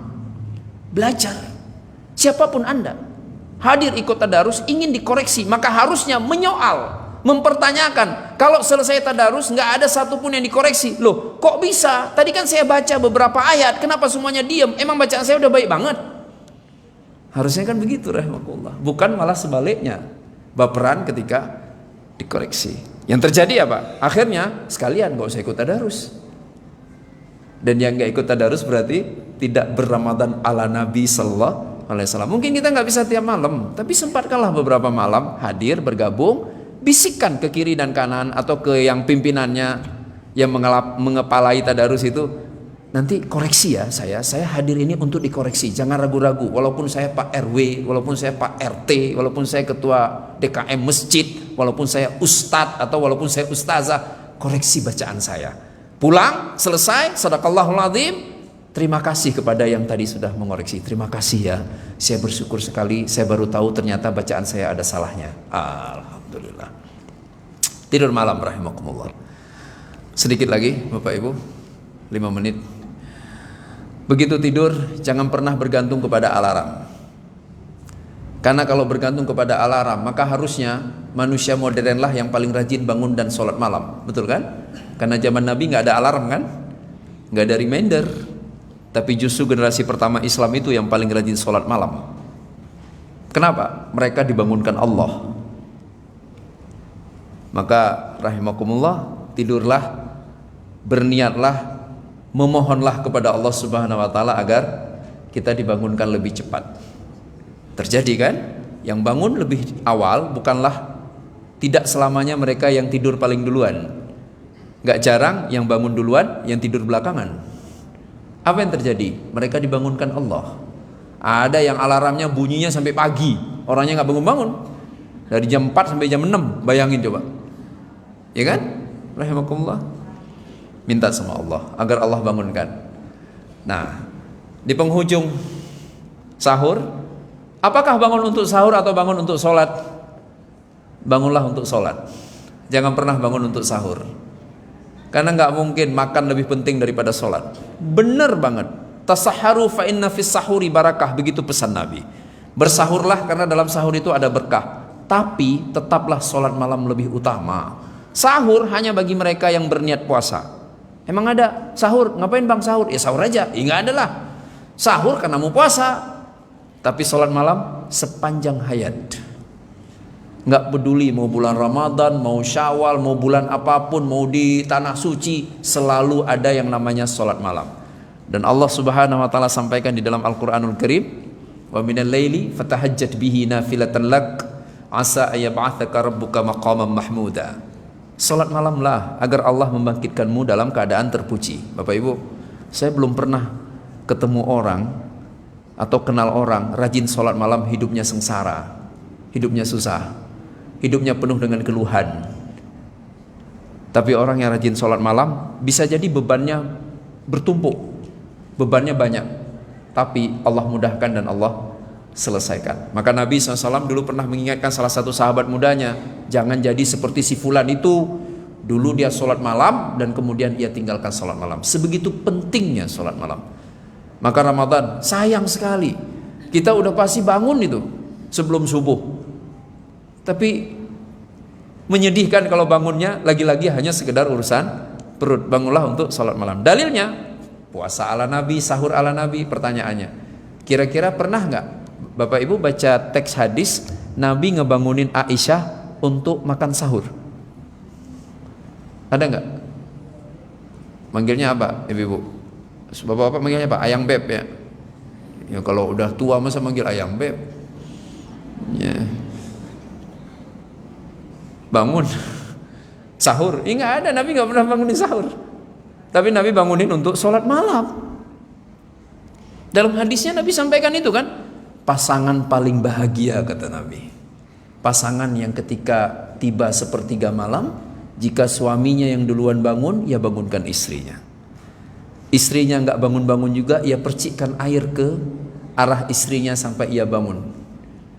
Atau sebaliknya, suami istrinya yang duluan bangun, si istri kemudian bangunkan suaminya, suaminya tetap tidur, dipercikkan air ke arah suaminya. Itulah pasangan paling bahagia, pasangan yang selalu sholat malam. Yang dibangunkan untuk sholat malam pasti makan sahur, benar nggak? Ya kan? Otomatis. Coba aja ibu bangunin tuh diamin aja, diam. Pasti tuh orang kemana? Meja makan, iya kan? Iya. Maka bangunkan untuk sholat malam. Oh ternyata anggota keluarga yang dibangunkan nggak mau sholat malam. Bapak Ibu sudah dapat pahalanya membangunkan untuk sholat malam. Mau lebih mulia lagi, khususnya kepada ibu-ibu, gelar aja sajadahnya. Kalau memang di rumah nggak ada ruang khusus untuk sholat, gelar sajadah. Untuk anak-anaknya kasih di situ sarung. Jadi begitu dia bangun, ayo nak bangun nak sholat malam, sholat malam. Pasti pertanyaan anaknya apa? Jangan anak deh, kasihan anak-anak, suaminya aja. Manggilnya apa? Bang kalau di Aceh itu. Bang bangun bang, sholat malam. Itu kata abangnya apa? Udah sahur ya? Disuruh bangun sholat malam, nanyanya udah sahur. Ya. Nah, istrinya jawab istrinya, ya kita sholat malam dulu, sholat malam yuk bareng. Boleh kan? Boleh, walaupun tadi semalam sudah witir, tetap boleh. Sholatlah 2 rakaat dan doanya mustajab. Momen dimana paling dicintai oleh Allah Subhanahu wa ta'ala untuk beribadah. Momen yang menjelaskan siapa diri kita sesungguhnya. Jadi kalau memang jujur pengen lihat siapa kita nih, kita pengen juga dong evaluasi diri, iya kan? Pengen tahu kira-kira nih saya masuk kategori apa ya dalam keislaman?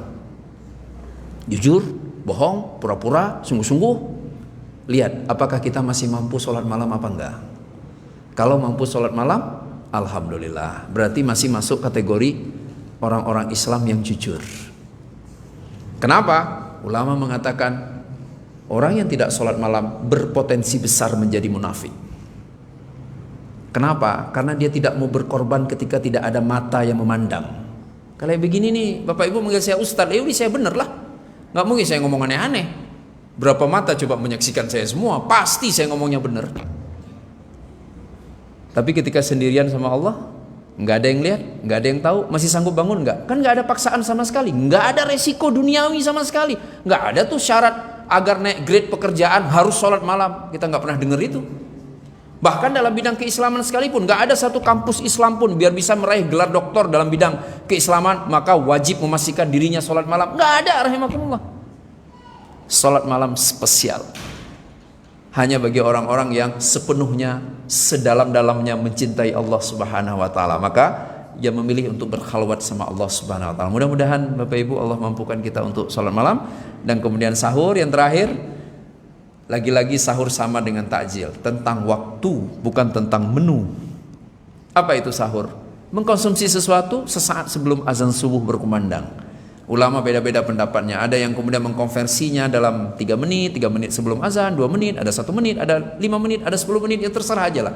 Intinya kalau kita tahu nggak lama lagi azan subuh, bismillah sahur. Itu sahur.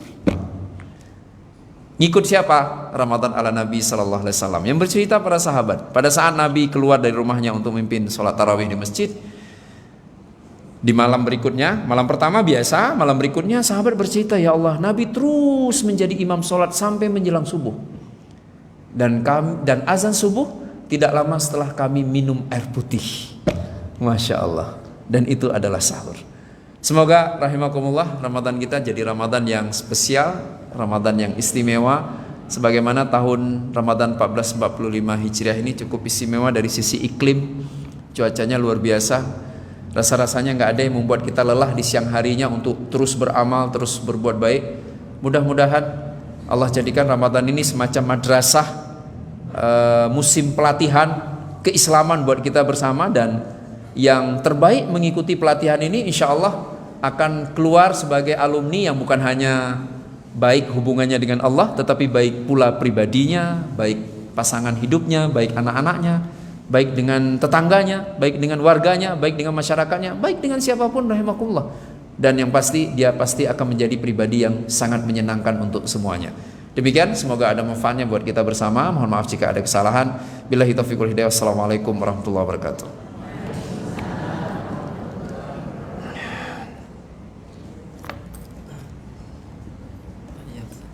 Oh ya, ya, betul. Alhamdulillah kita mendengarkan kajian yang diberikan oleh Ustaz Lidi Nifar tentang Ramadan adalah Rasulullah SAW dan para sahabat. Untuk cara selanjutnya itu tanya jawab, ya, sesi tanya jawab. Silakan di bapak, ibu, bapak, ada mau tanya Pak? Ibu biasa banyak. Silakan ibu-ibu yang mau tanya di tangan.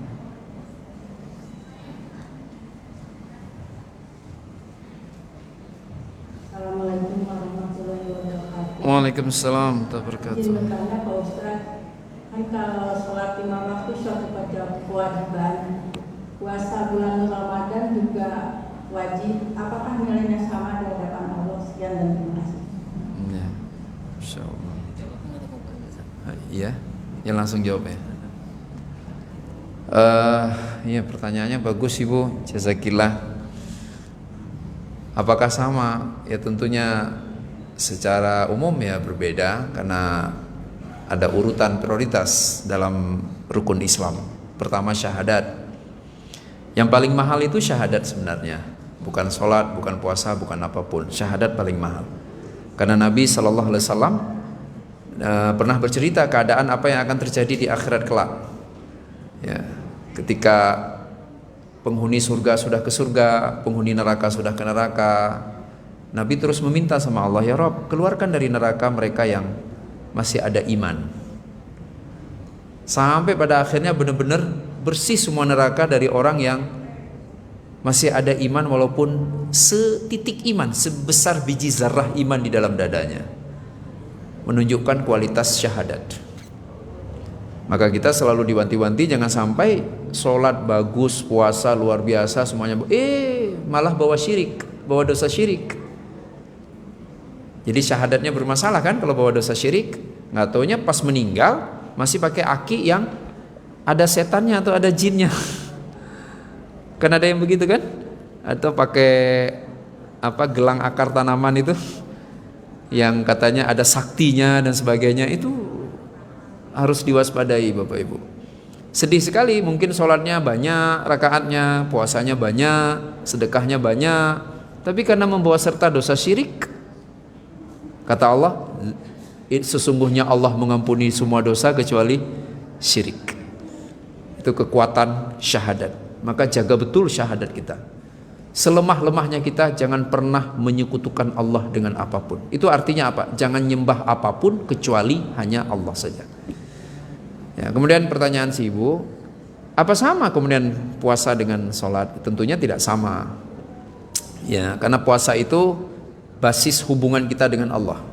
Hadis nabinya yang jadi acuan, orang yang meninggalkan sholat, sholat itu basis hubungan kita dengan Allah.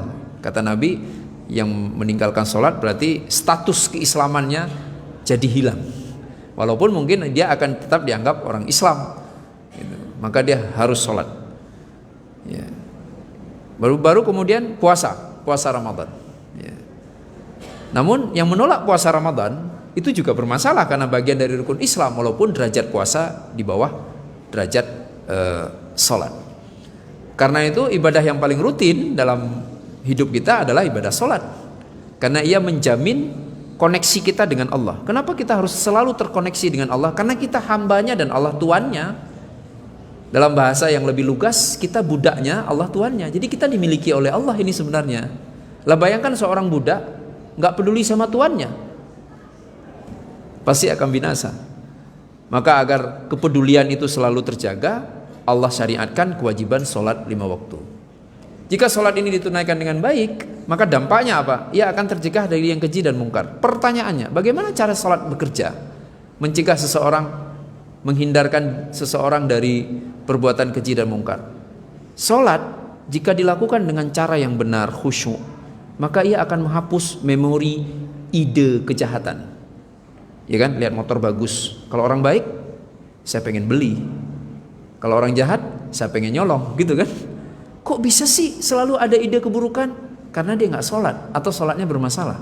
Maka perbaikilah sholat sebaik-baiknya agar Allah hapus semua ide keburukan dalam pikiran kita, sehingga hidup ini jadi lebih bahagia. Rahimakumullah. Lihat apapun, misalnya lihat orang berhasil banget, nggak perlu ada dengki, tapi ingin berkompetisi. Saya berjuang juga biar bisa berhasil kayak dia, kan selesai masalahnya.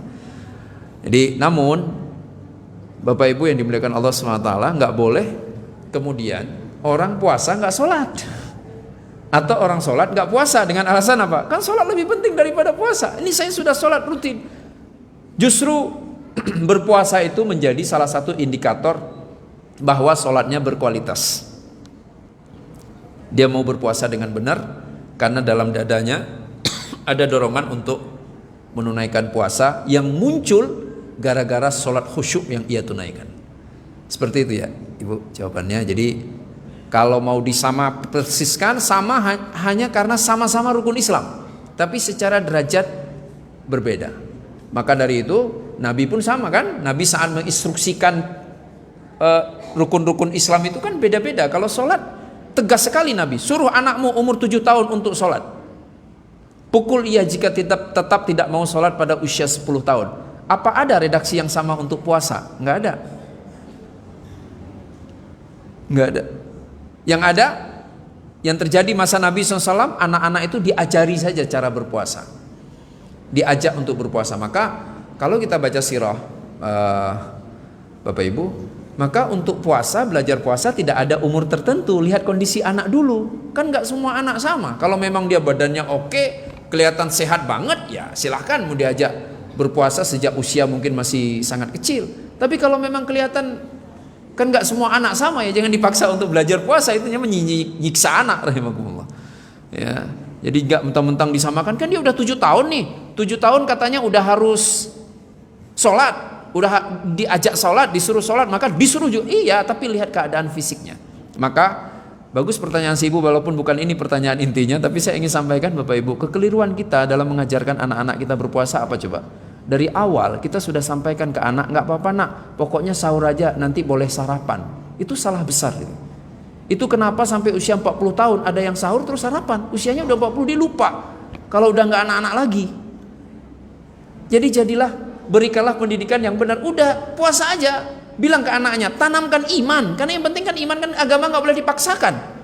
Dilarang sama Allah maksa-maksa agama, la ikraha fiddin, termasuk ke anak sendiri. Ngomong aja, nak besok puasa ya, kuat nggak? Wah mak, kayaknya nggak kuat mak, mau main. Ya udah, Bismillah aja, baik sangka sama Allah, nanti dikuatin sama Allah. Mak juga capek kok. Ngomong begitu ke anaknya. Sahur, dia bangunin sahur. Udah mak, aku puasa ya. Iya puasa. Jam 8 dia pulang, main sama temennya. Mak, udah lemes mak.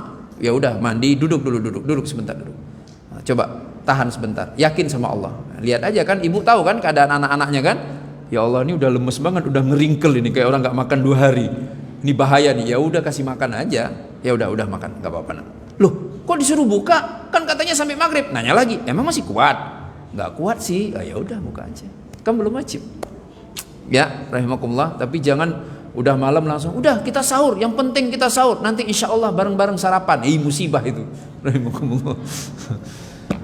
Ya, ibu itu jawabannya. Belakang tadi ya, belum belakang. Yang belakang tadi ada ibu. Gak ada. Assalamualaikum warahmatullahi wabarakatuh. Waalaikumsalam warahmatullahi wabarakatuh. Bertanya Pak Ustaz, baik atau lebih baikkah sholat tarawih di rumah atau di masjid atau musola? Terima kasih atas jawabannya Pak Ustaz. Ya. Sholat tarawih lebih baik di rumah atau di masjid? Kalau bapak-bapak ya di masjid lah, mengikuti tradisinya Umar bin Khattab waktu beliau jadi khalifah. Ya kan, sholatnya di masjid. Terus ibu-ibu gimana? Hadisnya ibu-ibu untuk sholat, tempat terbaik untuk sholat perempuan muslimah adalah rumahnya. Tapi jangan larang istrimu untuk sholat ke masjid. Jadi bagi perempuan muslimah kalau nanya tempat terbaik di mana? Rumah. Kalau ke masjid boleh nggak? Boleh. Maka di banyak masjid, kalau di luar sana tempat muslimah pasti sangat istimewa. Bahkan pintu akses pun dari depan itu gerbangnya gerbang tersendiri. Babun Nisa biasanya tulisannya, Babun Nisa. Itu di pintu akses dari sono udah masuk khusus perempuan, terus mereka tertutup, kitanya nggak lihat tapi mereka dengan mudah menyaksikan apa yang terjadi di ruang utama ini. Semuanya bersih, semuanya bagus, biasanya bahkan karpetnya lebih empuk, lebih harum karena di situ tempat ibu-ibu sholat. Biasanya seperti itu. Jadi diistimewakan, dan itu adalah tradisi keislaman, mengistimewakan perempuan. Ya, karena memang mereka harus diproteksi. Mereka kan makhluk lemah, makhluk halus. Ya, maka mereka wajib diproteksi. Kenapa disebut dengan mahram? Emang bapak-bapak kalau pergi-pergi perlu mahram? Nggak perlu. Ibu-ibu perlu mahram kenapa? Mahram kan dari kata hurmah.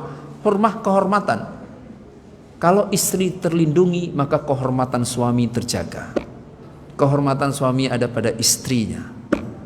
Kelakuan suami yang aneh-aneh tidak mungkin menurunkan derajat istri, tapi jika istri yang aneh, habis suaminya. Rahimakumullah. Maka perempuan itu harus dimuliakan. Itu. Jadi pertanyaan, kembali ke pertanyaan terus, Ustaz nih saya mau tarawih nih, saya mau di masjid, ya silakan, nggak boleh dilarang. Dan masjid wajib menyediakan tempat untuk perempuan, harus ada tempatnya.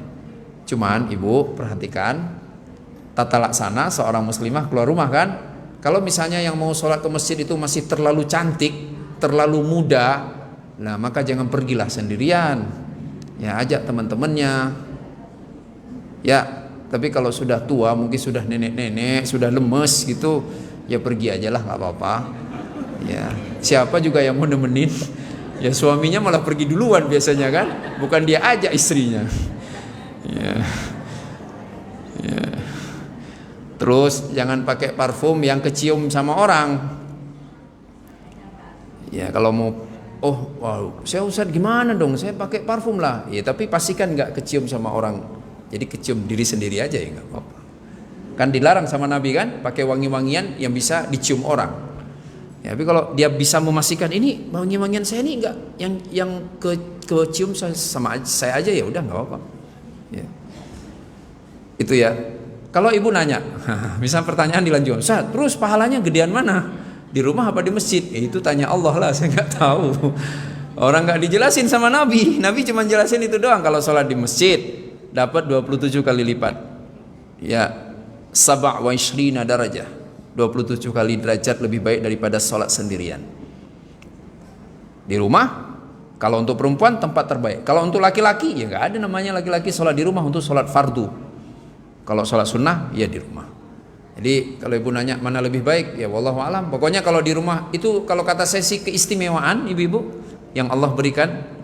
Karena ya dikodratkan sama Allah lemah, dia belum tentu mampu pergi sendirian, terlalu banyak resiko di jalan. Maka ketika ia mau di rumahnya, itu jadi tempat terbaiknya. Masya Allah. Nggak mungkin kan tempat terbaik pahalanya sedikit. Ketika dia merasa, lah tapi malah ini di rumah nih yang sendirian, anak-anak ke masjid, suami ke masjid, dia pengen ikut ke masjid. Di masjid insya Allah dia bisa dapat 27 derajat. Tapi mana yang lebih tinggi? Wallahu a'lam. Gitu ya, Ibu. Lagi ada? Depan, di belakang dulu ya. Dari belakang.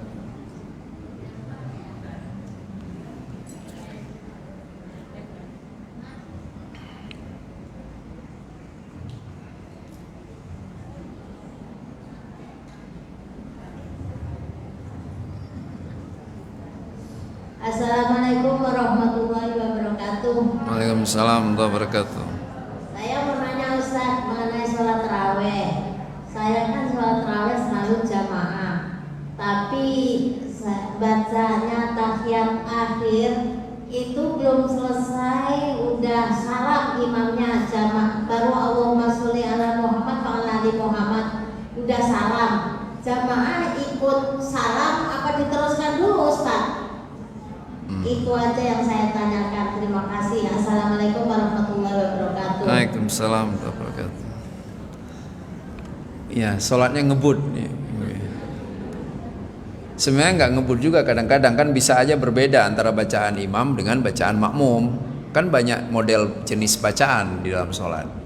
Tahiyat saja kan ada beberapa versi yang semuanya dari Nabi Sallallahu Alaihi Wasallam. Ya, duduk tasyahud juga begitu kan. Yang sama dari tasyahud itu syahadatnya, salawatnya, kemudian sisanya ya banyak berbagai macam versi. Termasuk doa di saat ruku, doa sangat sujud, banyak versinya dan semuanya setahu saya ada hadisnya dari Nabi Sallallahu Alaihi Wasallam. Nah tiba-tiba kita ikut imam sholat, imamnya menurut kita kecepatan, bacaan kitanya belum selesai. Tugas kita apa? Ikut imam. Karena ikut imam itu ibu-ibu bukanlah ikut bacaannya, tetapi ikut gerakannya. Jadi ketika kita jadi makmum itu sesungguhnya kita mengambil status untuk mengikuti gerakan imam, bukan mengikuti bacaan imam, karena kita nggak tahu imam baca apa. Ya, jadi nggak boleh kemudian tiba-tiba, saya ikut jamaah sih ikut, tapi ini bacaan saya belum selesai nih, ngapain? Kalau begitu mah sholat sendiri aja. Itu sama kayak orang milih Pak RT gitu kan, ada yang berarti Pak RT payah, udah ini saya sendiri, nggak bisa gitulah. Udah milih imam, udah nunjuk imam, makanya imam diseleksi, ya kan? Iya.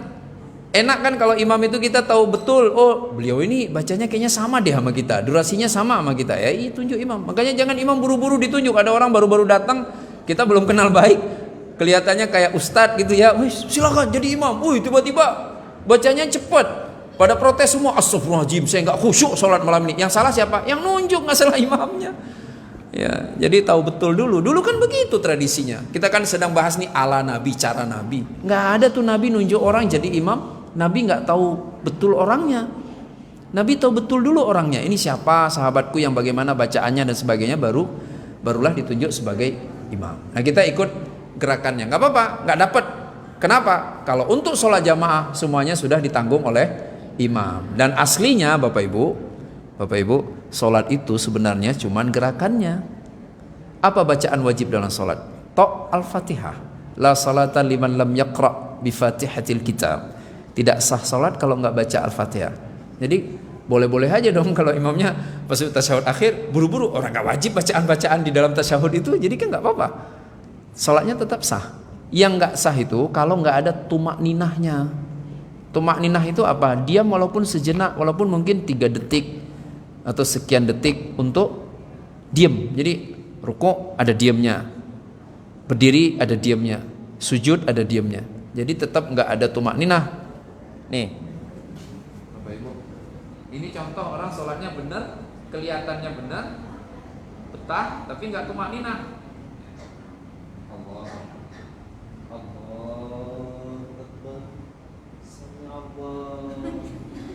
nggak tumakninah, padahal pelan kan? Orang semua keren tuh, sholatnya pelan, padahal nggak ada tumakninah. Harusnya diam walaupun hanya sebentar, diam dulu, walaupun 1 detik atau 2 detik, baru bangun lagi. Begitu seharusnya sholat. Ya, jadi nggak gerakan itu bersambung, tapi gerakan itu terpisah-pisah. Ada gerakan ruko, ada rukonya, sujud, ada sujudnya, berdiri, ada berdirinya, begitu.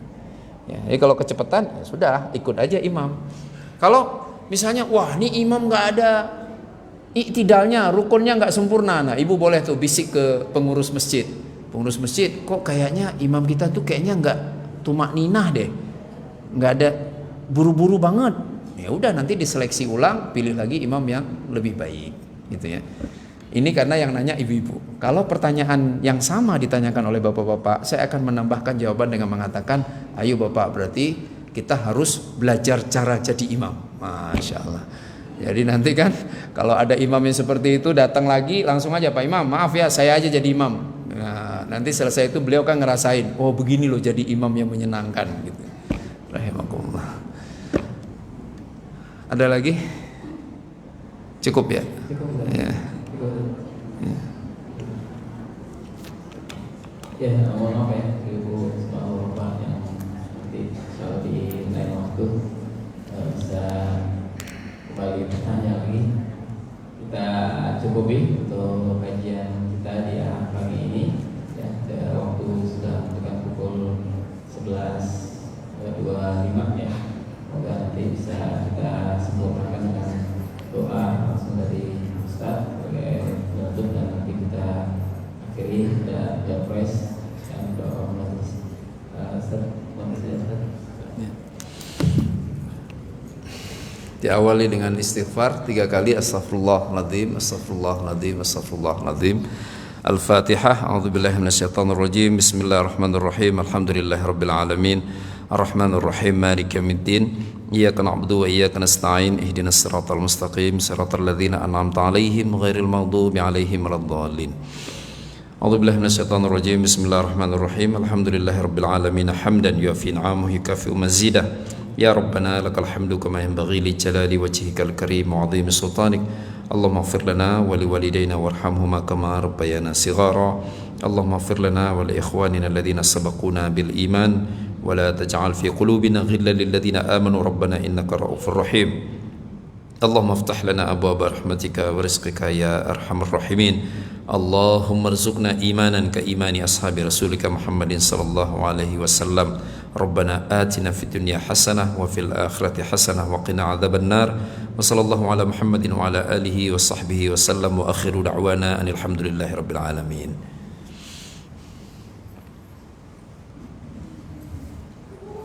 Jazakallahu khairan Ustaz Ali bin Jafar SMA sudah memberikan kita ilmunya pada kesempatan pagi hari ini. Semoga Allah jadikan ilmunya bermanfaat buat kita semua, seluruhnya, dan Allah berikan panjang umur untuk beliau. Insyaallah selanjutnya nanti ada 8 door prize yang kita berikan kepada yang berat, insyaallah.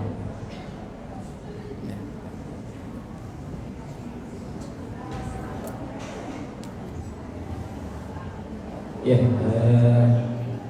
door prize pertama ini